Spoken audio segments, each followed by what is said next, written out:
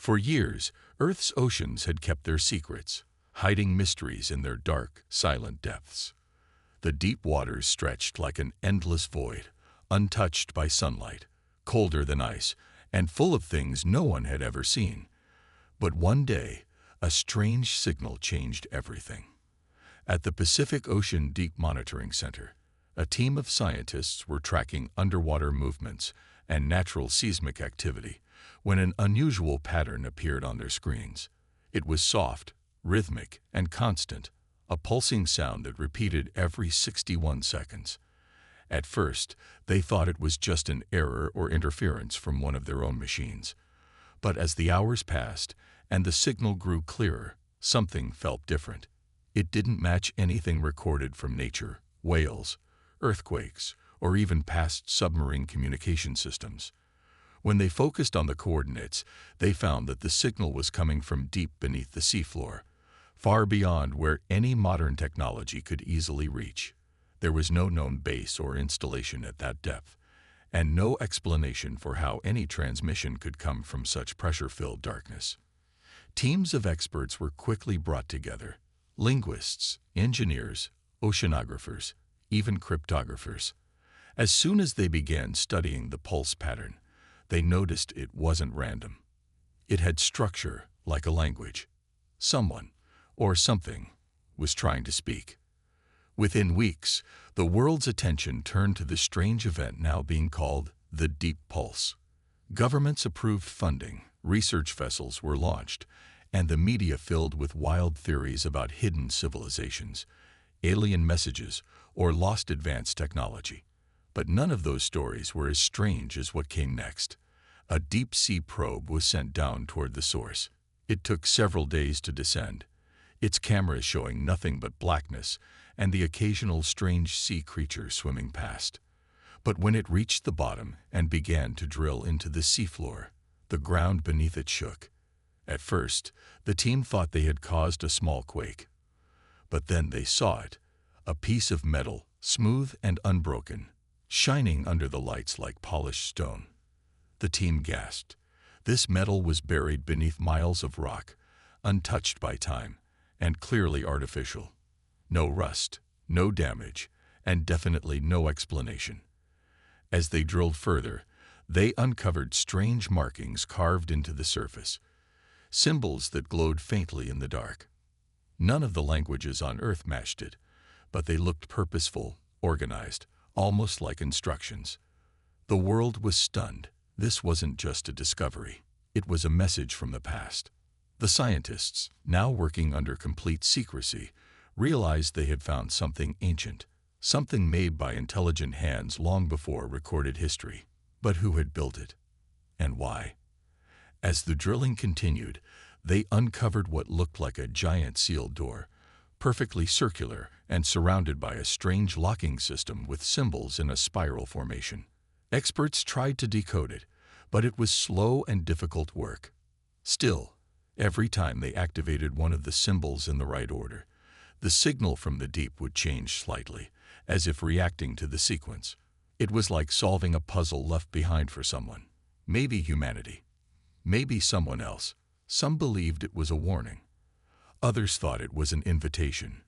But no one could explain how such a massive structure had ended up under the Pacific Ocean, buried under rock for thousands of years without ever being detected. The pressure at that depth should have crushed it, but it remained untouched. One day, a breakthrough came. A young linguist realized the signal matched certain patterns of Earth's oldest languages: Sumerian, ancient Sanskrit, even some cave symbols found in South America. That discovery sent chills through the entire team. It suggested one terrifying and fascinating idea.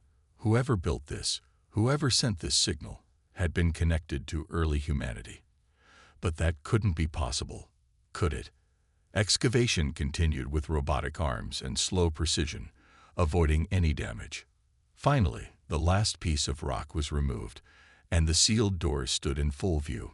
It was larger than any submarine, and when one of the robot arms touched the center symbol, the door responded. Lights moved across the symbols, spinning outward, and then slowly the entire door began to open inward. A wave of deep ocean pressure pushed back for a moment, then vanished. Inside was not water, but air, dry, breathable air. A chamber had survived untouched under the sea for ages. Cameras entered the space and revealed a large round room with walls lined with more symbols, glowing softly. In the center of the room stood something even more unbelievable. A tall monolith with holographic panels now lighting up. The team watched in silence as the holograms activated, revealing moving images of people. Not aliens, not monsters, but humans. Tall, dressed in shining robes, standing inside a large room like the one discovered. They stood beside tall structures and what looked like ships. Not sea ships, but space vessels. One of the figures looked straight toward the camera and began to speak in perfect English. "If you are seeing this, it means Earth is in danger again. The Guardians must awaken. The fleet is ready." The feed ended, and the room went silent. Above the ocean, the world paused. What did it mean? How did they know English, centuries before it even existed? Where were these humans from? And what fleet were they talking about? The idea that Earth might be hiding a fleet of ships beneath the oceans sounded like science fiction. But now, it was very real. Satellites picked up unusual energy readings from under multiple ocean locations, all matching the signal's pattern. Something had been hidden, and now it was waking up. The world had changed in a single moment. Humanity had just discovered a past they never knew, a secret kept for centuries, waiting for the right time to return. But one question remained above all. If a million-ship fleet was hidden beneath Earth's oceans, what were they preparing for? The world had barely begun to understand the mystery of the deep when the discovery took an even stranger turn. Inside the sealed underwater chamber, the air was dry, the surfaces untouched by time, and a holographic message still echoed in everyone's minds. Humans from long ago had left a warning and mentioned a fleet ready to awaken. But who were these humans? No history book had ever mentioned them. As scientists explored further into the structure, they found narrow passageways that led to more chambers, each filled with glowing panels, strange mechanical devices, and smooth surfaces made of material no one could identify. In one of the deeper rooms, a large circular table stood in the center, surrounded by carved stone seats. On the table was a thin crystal tablet, still glowing softly. When touched, it projected a new image, showing a group of humans standing beside tall, peaceful beings with silver skin and long, flowing robes. These beings did not speak through sound but used light and movement, communicating directly through thoughts. The images showed an alliance, a partnership between these ancient humans and the alien beings. Together, they stood before a giant map of the stars, pointing to Earth as a central point. The message was not just about a fleet. It was about a responsibility. Researchers around the world worked together, trying to make sense of the data being transmitted by the now active chamber. The language in the holograms was old, but the system translated it into clear, modern English. Slowly, a story unfolded, one that no one on Earth had ever been told. Thousands of years ago, before the rise of modern civilization, a powerful group of humans had lived in secret, connected to visitors from the stars who had once come to Earth seeking help. These beings had been chased from their worlds by an unknown force, something not fully explained in the recordings, only described as the silence beyond the edge of light. The humans had offered sanctuary, and in return had been given knowledge, technology, and something more valuable: purpose. The two species worked together to build a fleet of starships hidden beneath Earth's oceans, not for war, but for a higher mission: to guard peaceful systems, to protect life, and to be ready if the great silence ever returned. The ships were built in harmony with Earth itself, designed to rest for centuries in hibernation, powered by the planet's magnetic fields and protected by natural barriers of water and rock. This partnership, however, was not meant to last forever. The ancient humans knew that over time, memory would fade and history could be lost. So they created the deep signal, a beacon programmed to activate only when specific conditions were met. If Earth reached a point of great technological advancement and faced a possible future of cosmic danger, the signal would wake the system, and the chambers would open. The fleet would wait for a new generation of humans to rediscover their legacy. But there was one condition written in the final message. The knowledge in the ships could only be used by those who chose peace, not control. This was the Forgotten Pact, a silent agreement passed across time, waiting for humanity to prove itself worthy again. The scientists realized the signal hadn't just been triggered by accident. It had responded to Earth's growing energy levels, space exploration activity, and something else, an unknown signal from deep space that had reached Earth only weeks before the chamber opened. Someone, or something, was approaching, and the system had awakened to prepare. Governments around the world argued over how to respond. Some saw the discovery as a chance to gain power, while others feared it might be a threat. But the system had already chosen. Only those who showed genuine curiosity, unity, and peaceful intent were given access to the deeper data. Those who tried to force the system or enter locked chambers found that their technology simply failed inside the structure. Electricity flickered out, metal devices refused to function, and even communication systems went silent. It was as if the ancient builders had created a way to test intentions. Those who came with greed or fear were pushed back, while those who came with calm purpose found doors opening before them. In time, the chambers revealed a network of tunnels and hidden connections stretching across the seafloor, linking other similar sites around the world. One by one, more doors opened and more chambers lit up. Every major ocean had its own control center, each containing ship bays, training rooms, and archives of knowledge stored in crystal libraries. The more they discovered, the more it became clear. This was no ordinary defense system. It was a carefully designed inheritance. Among the scientists was a quiet historian named Mira Solon, who had spent her life studying forgotten symbols and myths. She began to notice patterns in the carvings, echoes of stories told in ancient cultures, gods who came from the sky, cities that vanished beneath the waves, golden vessels flying through the stars. It was all there, hidden in plain sight throughout Earth's oldest legends. These were not myths. They were memories, twisted by time and retold through generations. She shared her findings with the world, and suddenly, humanity began to see its past in a new light. The Forgotten Pact had been remembered. But now came the greatest question. Would the people of today live up to it? As more of the ship systems came online, they showed no signs of aging. The vessels were silent giants, waiting with quiet energy, each one humming with dormant power. They responded to voice commands in any language, scanning the genetic markers of those nearby. They did not react to weapons or threats, but opened gently when approached with respect. One ship in particular, named Aurora's Watch in the Old Tongue, opened its central chamber to Mira and her team. Inside, they found seats designed for human pilots, control systems based on hand motion and thought, and a central core that pulsed with light when questions were asked. The ship itself was alive in a way, aware, waiting. It spoke to Mira through the ship's system, using her voice but a calmer tone. "You are the children of Earth. You have returned. The stars are waiting." The message was simple, but the meaning was clear. The time had come for humanity to rise, not through conquest, but through understanding. The world stood on the edge of something greater than anything it had ever known. The oceans no longer hid a forgotten secret. They revealed a forgotten promise.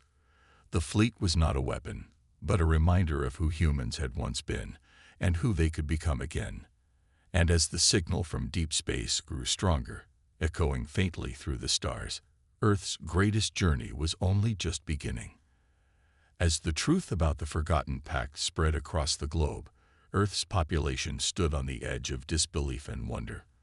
What once were thought to be myths or ancient stories were now facts. Real, solid, and waiting beneath the oceans. The underwater fleet was no longer a secret, and the governments of the world had no choice but to form a united council, driven not by politics but by the responsibility that now lay in their hands. The fleet was slowly coming online, not all at once, but one ship at a time, as if each vessel was watching, thinking, and choosing when to open its heart to humanity. The first ship that fully activated, Aurora's Watch, became the focus of intense study, not only because of its size and technology, but because it had accepted Mira Solon and her peaceful team without hesitation. As she stepped inside its command center once again, the room lit up in soft blue hues, the walls pulsing with quiet energy, and a calm voice echoed around her, welcoming her back, not as a visitor, but as a rightful heir to its ancient mission. The interface responded to her thoughts, displaying maps of star systems, past missions, and records of civilizations long lost to time. One thing became immediately clear. The fleet had seen war before, horrific wars that had shattered planets and wiped out entire species, and these ships had not been built just to survive, but to prevent such destruction from happening again. All across the oceans, similar awakenings began. In the depths of the Pacific, a ship shaped like a crescent moon surfaced gently, its hull gleaming in the moonlight, not breaking the waves with force but with grace.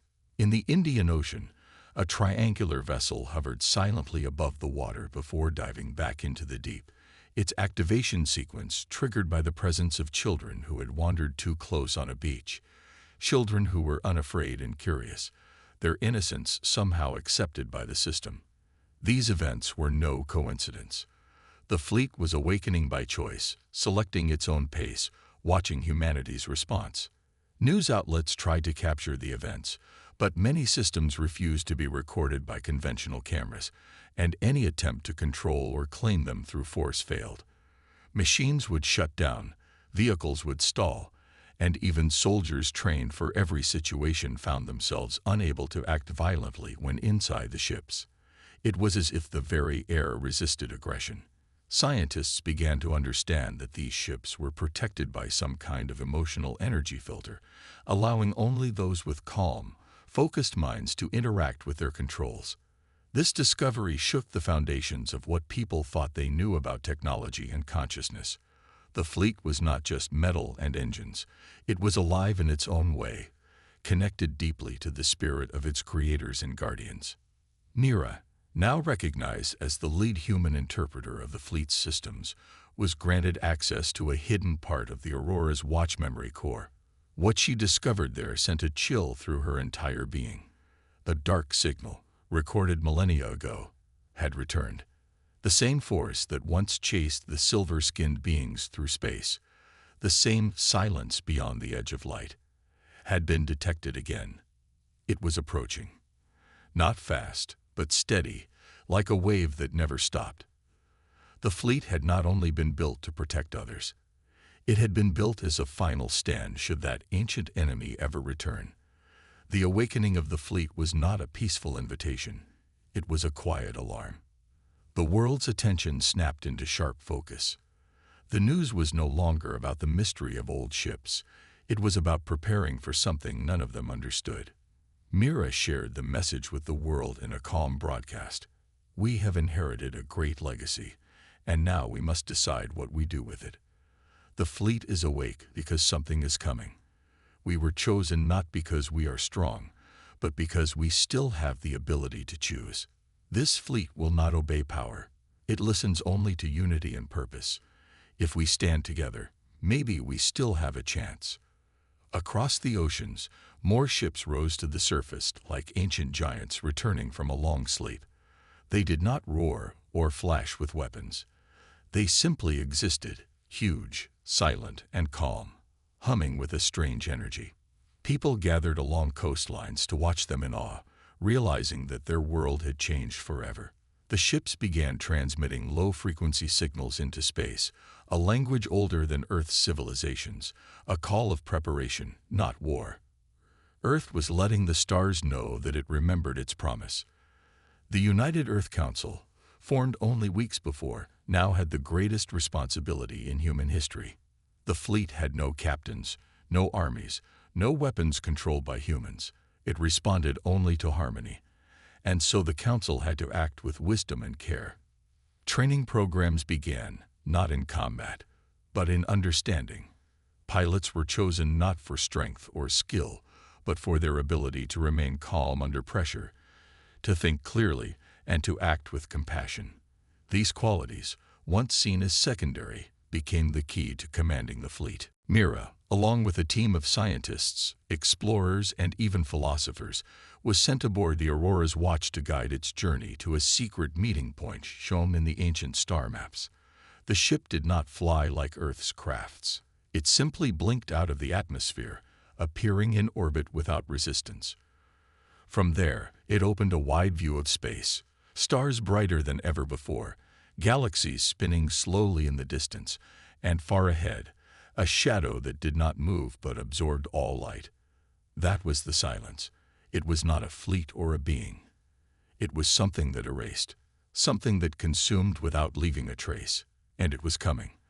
The fleet's awakening had not been early. It had been just in time.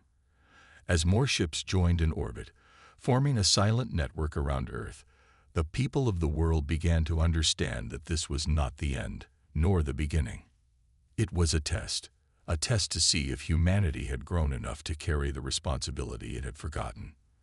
The ships did not belong to nations, and they did not respond to flags or borders. They belonged to Earth, and Earth belonged to those who chose to protect it with wisdom. And now, with the stars watching and the darkness rising from the edge of the galaxy, the fleet stood ready, not for battle, but for a choice. Humanity had awakened the greatest force it had ever known. The question that remained was whether it deserved to keep it. As the fleet floated silently above Earth, glowing like a ring of ancient guardians, humanity watched with mixed feelings of hope and fear. People had come together, not just as nations, but as a single species united under the threat of the unknown. Across cities and villages, children pointed at the sky, while elders whispered prayers, and scientists studied the ships with awe. The awakening of the fleet had not brought war, but it had changed everything. The silence from space continued. No message, no movement, but deep within the command core of the Aurora's watch, something began to shift. A pattern in the energy flow, something different, something alive. Mira Solon stood at the center console when it happened. A sudden, clear signal pulsed through the entire ship, not like the past ones filled with warnings or maps, but like a heartbeat, one single deep pulse that made the walls vibrate softly. At the same moment, every ship in the fleet responded the same way, humming in unison as if they were preparing to welcome someone. Then, from the far edge of the system, just beyond where Earth's sensors usually reached, a small object appeared, not fast, not aggressive, but steady, glowing with a silver light that seemed to twist and shift like flowing water. It was not a weapon, and it was not one of the ancient ships. It was something else.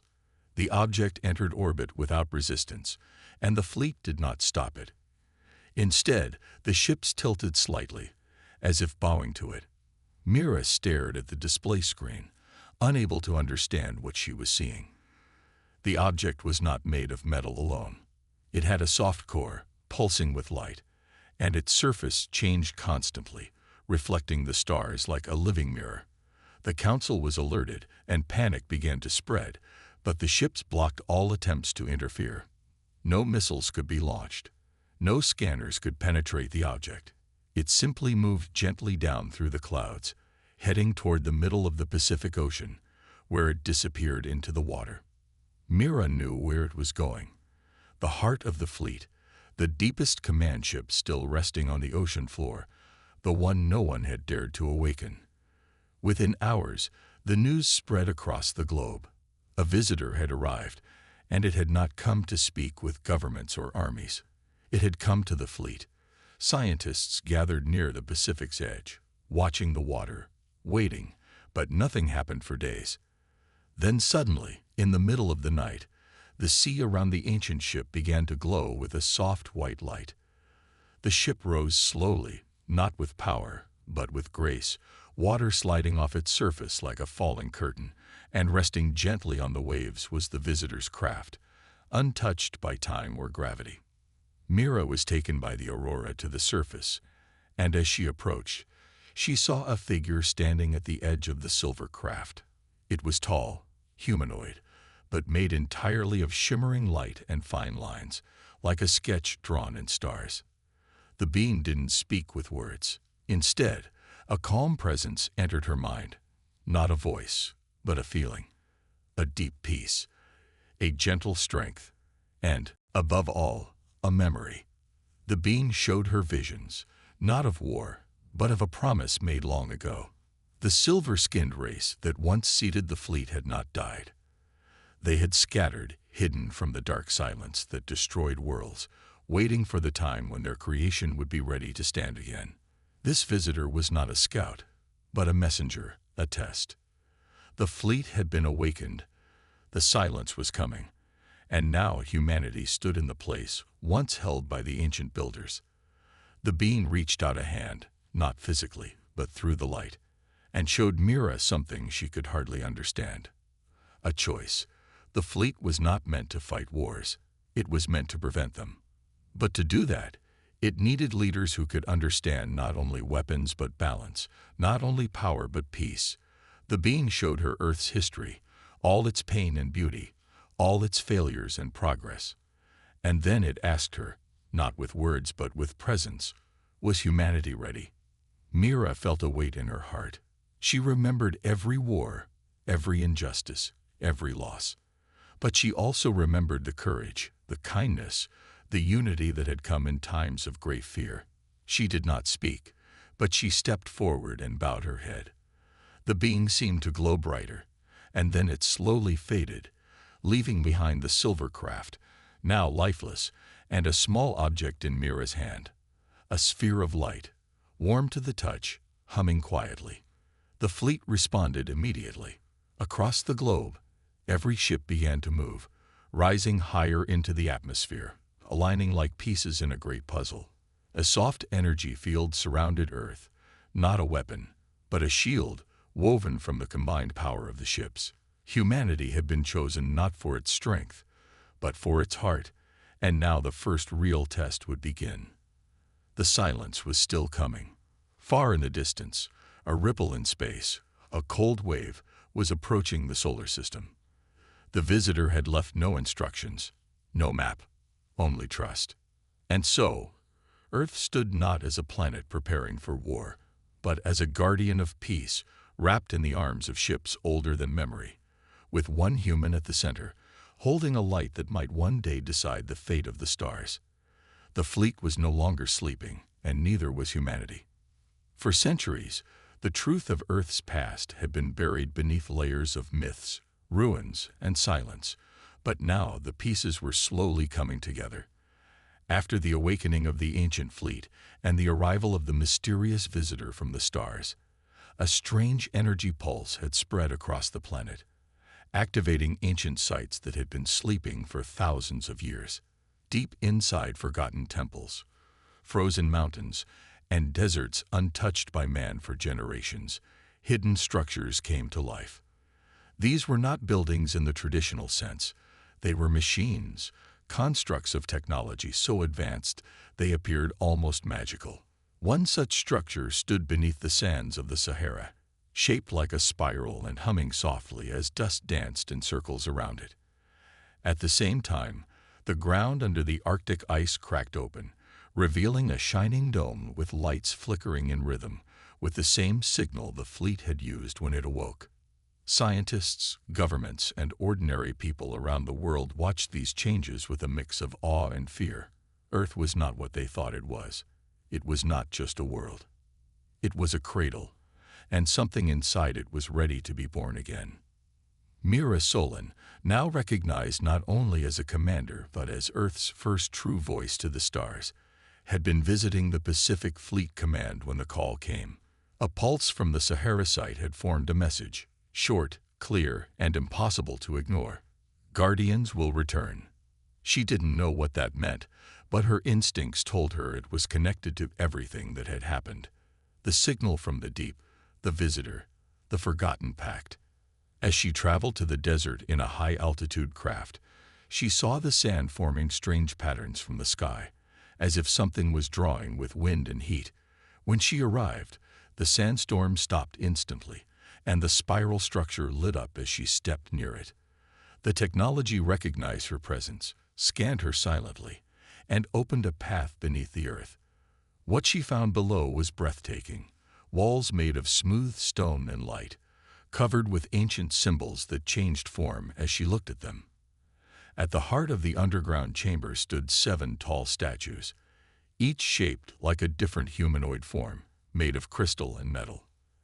As she approached, the statues came to life, not moving physically, but glowing, and voices filled the chamber, speaking in a language that felt both alien and familiar. They were not gods as ancient humans once believed, nor invaders.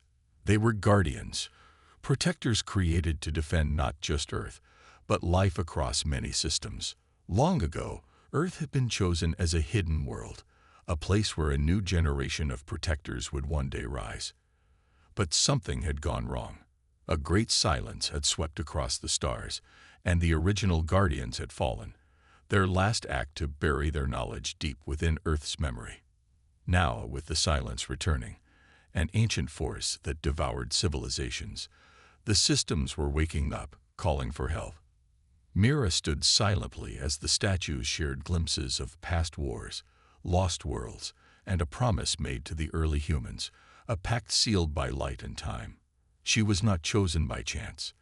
The signal had scanned billions of minds, and hers had matched the code left behind. A mind strong enough to choose peace, but fierce enough to defend it. The statues asked her one question: "Will you become one of us?" She hesitated. The weight of such a decision was enormous, but the images of burning worlds and broken promises haunted her. She stepped forward and placed her hand on the central pillar. A surge of energy passed through her. She saw stars not through eyes but through memory, felt the weight of ancient armor not with her body but with her soul. Her DNA, her thoughts, her emotions were being rewritten, not to erase her, but to complete her. The chamber shifted, and one of the statues broke apart, revealing a suit of armor unlike anything seen before.